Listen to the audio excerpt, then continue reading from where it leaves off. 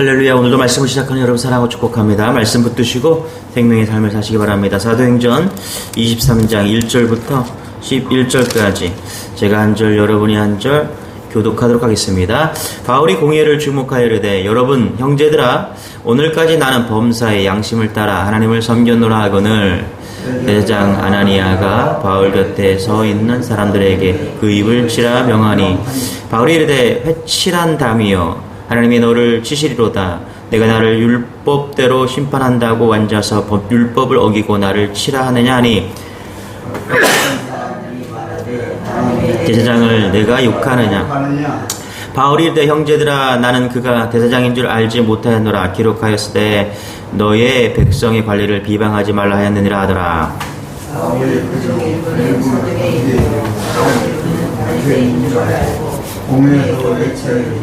여러분 형제가 나는 발견이요 또 발견이 아니라 주님의 홍하고 부활로 말미암아 내가 승리를 받으라. 그 말을 한즉 바리새인과 사두개인 사이에 다툼이 생겨 무리가 나누어지니 이는 사두개인은 부활도 없고 천사도 없고 영도 없다 하고 바리새인은 다 있다 하더라. 크게 떠들새 바리새인 편에서 몇 서기관이 일어나 다투어 이르되 우리가 이 사람을 보니 악한 것이 없도다. 혹 영이나 혹 천사가 그에게 말하였으면 어찌하겠느냐 하여 님이 선장 바울이 그들에게 지켜서 하여 군인을 데려가여 내가 우리 가운데서 빼앗아가지고 영내로 들어가라 하니라. 그날 밤에 주께서 바울 곁에 서서 이르되 담대하라. 내가 예루살렘에서 나의 일을 증언한 것 같이 로마에서도 증언하여 하리라 하시니라. 아멘. 네, 사도행전 23장 1절부터 11절까지 우리 1절만 다시 한번 보겠습니다. 같이 시작. 바울이 공회를 주목하여 이르되 여러분 형제들아 오늘까지 나는 범사의 양심을 따라 하나님을 섬겼노라 하거늘. 자, 제가 1절을 읽다가 그냥 지나칠 수가 없었습니다. 왜냐하면 1절을 좀 묵상해 보니까 이게 쉬운 고백이 아닙니다. 감히 누가 이렇게 말할 수 있을까 이런 생각이 좀 들었습니다. 보세요. 형제들아 오늘까지 나는 범사의 양심을 따라. 그렇죠? 오늘만 그렇게 살았다는 게 아니에요. 오늘까지래요. 그렇죠? 과거에서부터 나서 혹은 뭐 성인이 된서부터 오늘까지 혹은 예수 믿을 때까지 나는 범사의 양심을 따라 하나님을 섬겼노라 고백합니다. 이 한 구절 머물면서 묵상할 수밖에 없었습니다. 참 이렇게 사는 게 쉬운 게 아닙니다. 그렇죠? 이렇게 사는 사람도 있구나, 이런 사람이 있구나 이럴 정도로 이 말이 마음에 걸렸습니다. 여러분 이렇게 말할 수 있는 사람이 몇이나 될까요? 여러분은 오늘까지 범사의 양심을 따라 살았습니까? 그렇죠? 이번만이 아니라 여러분 한 장을 넘겨가면 24장에 이런 이야기를 사도 바울이 한 번 더 합니다. 16절인데요. 제가 16절 읽어드릴게요. 이것으로 말미암아 나도 하나님과 사귐에 대하여 사람과 사람에 대하여 항상 양심의 꺼리낌이 없기를 힘쓰나이다. 두 번이나 스스럼 없이 말하는 거예요. 23절에서는 뭐라고요? 23장에서는 나 오늘까지 범사의 양심을 따라 하나님을 섬겼다. 그렇게 살았다. 24장에서는 하나님과 사람에 대해서 항상 양심의 꺼리낌 없기를 힘쓴다. 그렇죠? 도전이 되는 말씀입니다. 어쩌면 우리는 지금까지 사도행전에서 사도 바울이 한 일을 주목했어요. 그렇죠? 어떻게 회심했고 사도 바울이 어떻게 선교했는지 3차 여행에 걸쳐서 선교 여행의 일정 어떠했는지를 주로 우리가 선교 여행에 대해서 그가 한 행적에 대해서 살폈습니다.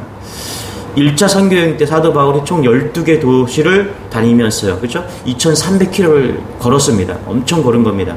2차 선교여행 때는 21개 도시를 다니면서 5000km를 걸었습니다.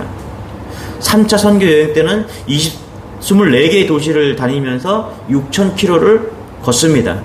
엄청 걸은 거죠. 또 로마에 가기 전에는 13개 도시를 거치면서 거의 4000km를 다닙니다. 제가 총 몇 킬로를 걸었는가? 17,300km를 걸었더라고요. 70개의 도시를 다니면서 17,300km를 어마어마한 거리를 걸은 거죠. 그런데 오늘 말씀을 통해서 그보다 더 놀라운 사도 바울의 했던 것을 우리는 발견합니다. 그것은 바로 지금까지 하나님과 사람 앞에서 양심에 꺼리낌 없이 살았다. 저는요, 사도 바울이 70개 도시를 17,300km의 거리를 선교한 것보다 오늘 이 한 구절이 더 놀랍다고 생각합니다. 여러분 그렇지 않습니까? 무엇을 했냐보다, doing보다 내가 어쩐 존재인가, 내가 어떻게 살았는가, 그가 평생 선교 사역을 70개 도시를 17,300km를 다닌 것보다 더 중요한 것은 그가 오늘 양심에 따라서 살았다라고 고백하는 이 한 절이 너무너무 귀해 보였습니다. 도대체 양심이 뭘까? 제가 국어사전을 찾아보니까 양심이란 선악을 판단하고 선을 명령하며 악을 물리치는 도덕의식이다. 양심의 가책이나 양심에 부끄럽지 않다고 말하듯이 자기의 행하거나 행한 것, 그렇게 행하는 것, 그것을 갖다가 양심이다. 참 좋은 정의라고 저는 생각합니다. 그런데 바울이 이렇게 살았다는 말일까요? 그렇지 않죠. 그렇죠. 오늘 본문은 사도 바울처럼 윤리도덕적으로 살았다, 착하게 살자, 이런 개념이 아닙니다. 사실 영어 성경 원어를 좀 살펴보면 이게 되게 쉬운데요. 시네이데스, 그러니까 함께라는 거예요. 함께. 이 함께라는 게, 그 다음에 에이데시스, 보다, 알다. 이게 합쳐진 말입니다. 그러니까 함께 보다, 함께 알다. 이런 뜻이에요, 이게. 그러니까 누가 함께 보고 누가 함께 알아요? 여러분, 하나님이. 사람이 아니에요. 바울의 입장에서는 이 양심이라는 게 뭐냐면 하나님이 함께 보고 하나님이 함께 알다. 그죠? 여러분, 그저 착하게 살았다는 게 아닙니다. 그런 사람 많아요. 예수 믿지 않아도 착하게 사는 사람들. 그런데 오늘 여기서 양심에 따라 살았다는 건 뭐냐면 하나님이 나와 함께 하시고, 그리고 하나님이 나와 함께 계시고 함께 하심을 알았다라는 거예요. 함께 하시면서 다 알았다라는 거예요. 이게 양심이라는 거예요. conscious, 함께, 그렇죠? chance, 알다, 함께 알다. 이게 영어가 여기서 왔다는 것이죠. 사도 바울이 범사의 양심적인 삶을 살았다는 것은요, 항상 하나님이 나를 보고 계시는구나, 하나님이 나를 알고 계시는구나, 코람 데오의 삶을 살았다는 거예요. 여러분, 그리스도인은 이렇게 살아야 될 줄 믿습니다. 할렐루야. 요셉은 양심적인 삶을 살았어요. 범사에 요셉이 착하게 살았다는 말이 아니라 범사에 하나님을 의식하고 살았다는 것입니다. 창세기 39장에 보면 보디발의 아내가 그를 유혹합니다. 아무도 우리를 보는 사람이 없다. 그때 놀라운 고백을 하죠. 창세기 39장 9절 제가 읽어드릴게요. 내가 어찌 이 큰 악을 행하여 하나님께 득지하리이까. 여러분 잘 보세요. 요셉은 지금 내가 어찌 이 큰 악을 행하여 우리 주인, 나의 주인 보디발에게 어떻게 해요? 득지하리이까. 이게 아니라 뭐라고요? 그가 지금 누구를 의식하고 있어요? 하나님께 득지하리이까. 하나님이다. 요셉이 의식하고 있는 존재는요, 하나님 앞에 서 있다라는 거예요. 하나님이 보고 계시고 하나님이 알고 계신다. 내가 어찌 이 큰 악을 행할 수 있느냐? 요셉의 양심, 그렇죠? 요셉은 양심을 따라 산 사람이다. 여러분, 성경은 양심과 믿음을 같이 연결하고 있습니다. 디모데전서 1장을 찾아보니까 이런 말이 나요. 믿음과 착한 양심을 가져라. 믿음과 착한 양심을 가져라. 그러니까 어떤 이들이 이 양심을 버렸더니 결국은 믿음도 파산했다라는 거예요. 그러니까 양심을 선한 행위라고 생각하면 이 문장이 해석이 안 돼요. 그죠? 양심과 일반 사람들이 양심과 하나님은 상관이 없잖아요. 그런데 이것이 뭐냐면 이 양심, 세상 사람들이 가지고 있는 그 양심에 하나님이 보고 계시고 하나님이 알고 계시다는 이 양심이 믿음과 연결이 되는 거예요. 그래서 양심을 가지고 있으면 어떻게 해요? 믿음이 어떻게 해요? 자라난다는 거예요. 반대로 양심을 버리면 어떻게 해요? 하나님이 나를 보고 계시고 하나님이 나를 알고 계시다는 그 양심을 버리면 어떻게 해요? 믿음도 파산한다. 여러분은 양심을 따라서 하나님이 나를 보고 계시고 하나님이 나를 알고 계신다는 말씀을 기억하는 그런 하루가 되기를 소망합니다. 할렐루야. 2절부터 4절까지입니다. 같이 또 읽겠습니다. 시작.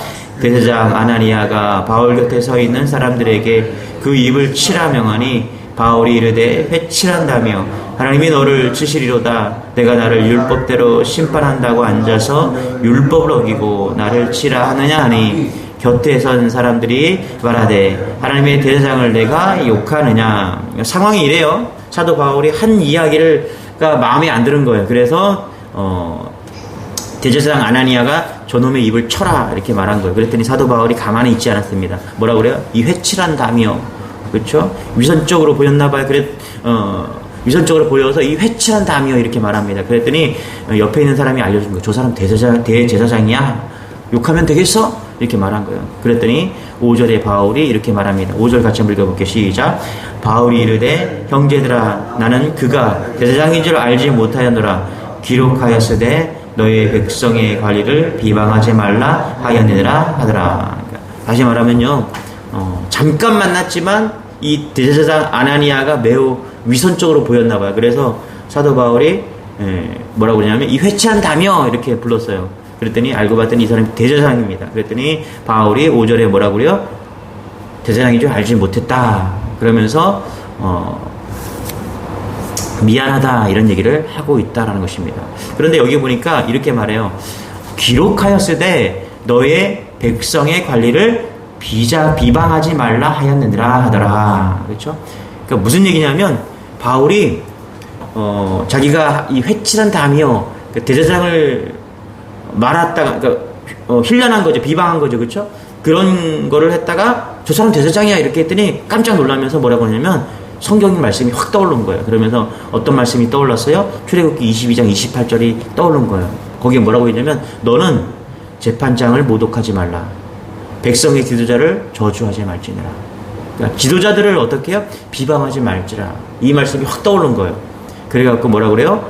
5절에 너의 백성의 관리를 비방하지 말라 하였느니라 하더라. 그 말씀이 떠올라갖고 지금 미안하다. 내가 잘못했다. 지금 그 얘기를 하고 있다는 것입니다. 그러니까 사도 바울은 이런 거죠. 내가 볼 때 저 사람 되게 마음에 안 들거든요. 위선적인 사람 같아요.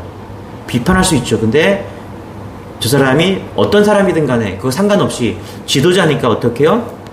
비판하면 잘못됐다는 말씀을 떠올린 거예요. 여러분 여기서 우리가 깨닫는 것이 있어야 돼요. 뭐냐면 사도 바울은 감정에 상관없이 말씀을 지금 따라가고 있다는 것입니다.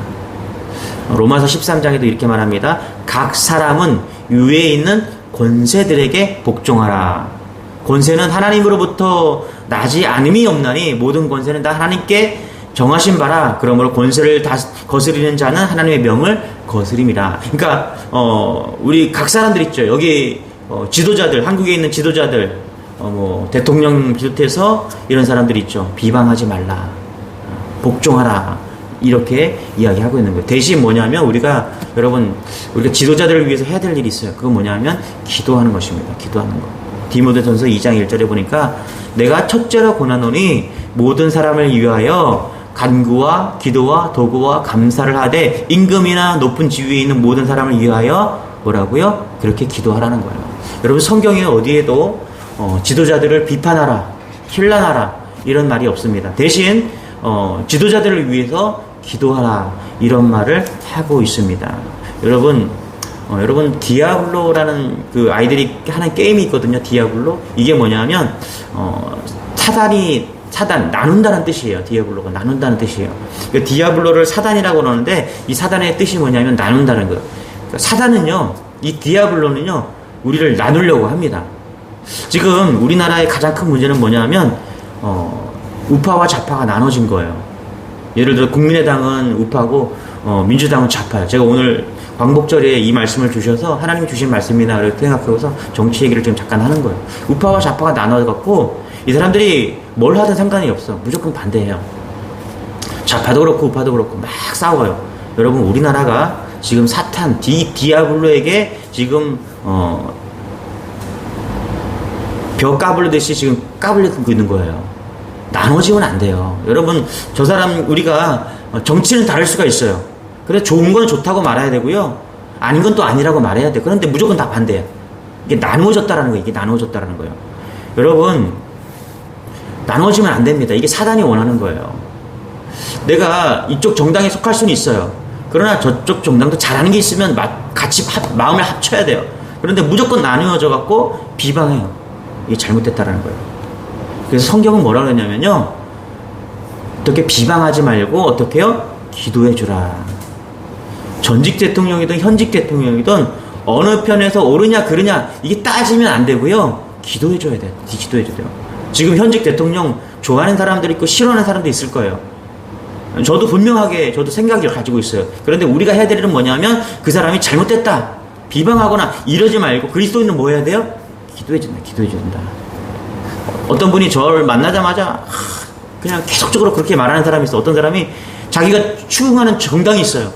그러면서 목사님 무슨 얘기 만나면 정치 얘기만 해요. 그래서 그거 했냐고 그렇게 찍었냐고 저한테 강조하는 사람이 있어요. 강요하는 사람이 있어요. 여러분 그렇게 하면 안 됩니다. 제가 그만하시라고 계속 하셔. 그만하시라고. 여러분 잘 보세요. 성경이 뭐라고 그랬냐. 성경이 지금 나라의 지도자를 위해서 뭐라고 그러냐. 비판하고 힐난하지 말고 뭐라고요? 기도하라. 기도해주라. 여러분 오늘 광복절입니다. 정치 잘하냐 말하냐 이거 따지지 말고요, 기도해 주시기 바랍니다. 할렐루야. 100이면 뭐 300명이면 1000명이면 다 잘할 것 같아요? 그렇지 않아요. 거기에 썩은 사람도 있고 잘하는 사람 다 있어요. 근데 우리가 해야 될 일은 뭐냐면요, 잘하는 사람들 바라보면서 계속 기도해 줘야 돼요. 할렐루야. 목사들 가운데서도 여러분 문제 많은 사람도 있고요, 잘하는 사람도 있어요. 그런데 문제 많은 사람들, 문제 많은 목사 보고 가면요 되지도 않아요. 그러나 잘하는 사람들이 있잖아요. 그 사람들을 바라보면서 더 잘할 수 있도록, 그리고 또 좀 부족할 수 있잖아요. 그렇죠? 사람이 어떻게 완벽합니까? 잘할 수 있도록 기도해 주는 거예요. 여러분 그런 은혜가 우리 안에 있기를 소망합니다. 할렐루야. 이게 사랑하는 조국을 잘 되게 하는 다 유일한 방법이에요. 다른 거 없습니다. 여러분 힐난하고 비판해서는 잘할 수가 없습니다. 여러분 우리가 해야 될 일은 뭐냐면 이 나라 이 민족을 위해서, 기도자를 위해서 어떻게 해요? 기도하는 것입니다. 여러분 이런 은혜가 여러분의 길을 소망합니다. 할렐루야. 우리 11절 읽고 마치겠습니다. 11절 같이 시작. 그날 밤에 주께서 바울 곁에 서서 이르시되 담대하라. 내가 예루살렘에서 나의 일을 증언한 것 같이 로마에서도 증언하여야 하리라 하시니라. 네, 바울은 양심을 따라 했고요, 바울은 또 자기 감정이 아니라 말씀을 따라서 그렇게 살았습니다. 바울은 양심을 따라, 말씀을 따라, 그리고 또 11절에 보니까 이런 말씀을 나누고 싶어요. 예수님을 따라 살았다. 예수님을 따라 살았다. 바울은 주님이 가라고 하면은 갔어요. 멈추라고 하면 멈췄습니다. 자신은 아시아로 가고 싶었죠. 그런데 유럽으로 가라고, 마게도니아로 가라고 말씀하셔서 자기의 뜻을 내려놓고 마게도니아로 갔습니다. 얼마 전에는 예루살렘으로 가라 해서 예루살렘에 갔습니다. 거기 가서 핍박과 환난을 당할 거다. 핍박과 환난이 있음에도 불구하고 거기로 가라고 하니까 바울은 글로 갔습니다. 사람들은 가지 말라고, 거기 가면 핍박과 환난이 있으니까 가지 말라고 이렇게 말했지만은 바울은 순종하면서 갔다라는 거예요. 여러분 우리 잘 봅시다. 우리가 무엇을 따라가고 있습니까? 사람을 따라가고 있습니까? 내가 좋아하는 사람, 내가 원하는 사람을 따라가고 있습니까? 아니면 성공을 따라가고 있습니까? 세상의 성공을 따라가고 있습니까? 우리가 따라가야 될 대상이 딱 하나 있습니다. 누구예요? 예수 그리스도 있습니다. 할렐루야. 여러분 사람 따라가면 안 됩니다. 사람 따라가면 실패하게 되어 있어요. 반드시 실패합니다. 물질 따라가면 안 됩니다. 여러분 물질 따라가면은 반드시 공허합니다. 인기 따라가 보세요. 여러분 인기 따라, 어제도 어떤 아이돌 누가 죽었다고 하더라고요. 여러분 아이돌이 뭐예요? 우상이잖아요. 우상 따라가 보세요. 우상이 뭐예요? 여러분 본질이 없이 현상만 추구하는 거예요. 그게 우상이에요. 여러분 우리가 따라가는 모든 것들은 다 우상입니다. 그것이 무엇이든 간에 누굴 따라가야 돼요? 오직 예수 그리스도 한 분만 따라가는 거예요. 거기에 가면은 예수님만 따라가면 실패가 없습니다. 반드시 주님께서 우리와 함께 하시고 우리를 건져주시고 우리를 구원해 주신 은혜가 있습니다. 할렐루야. 누구 따라가야 돼요? 예수 그리스도 따라가십니다. 오늘 바울이 우리에게 분명하게 얘기합니다. 양심을 따라가라, 말씀을 따라가라, 예수 그리스도를 따라가라. 할렐루야. 이런 하루가 되기를 소망합니다. 기도하겠습니다. 하나님 그렇습니다. 오늘도 우리에게 주시는 말씀이 분명합니다. 양심, 하나님이 함께 하시고 하나님이 보고 계시다. 그 양심을 따라가게 하여 주시고, 내 감정, 내 느낌이 아니라 말씀 따라가게 하여 주시고, 또 성공, 사람 따라가는 것이 아니라 예수 따라가는 귀한 우리가 되게 오늘 바울을 통해서 배우고 또 말씀을 통해서 깨닫는 은혜가 있기를 원합니다. 우리를 붙잡아 주시고 오늘도 예수 따라가는 그런 하루가 될 수 있도록 은혜를 더하여 주옵소서. 감사드리며 예수님의 이름으로 기도드리옵나이다. 아멘. 우리 말씀 붙드시고 주여 한번 해주고 기도하겠습니다. 주여, 주님 감사합니다.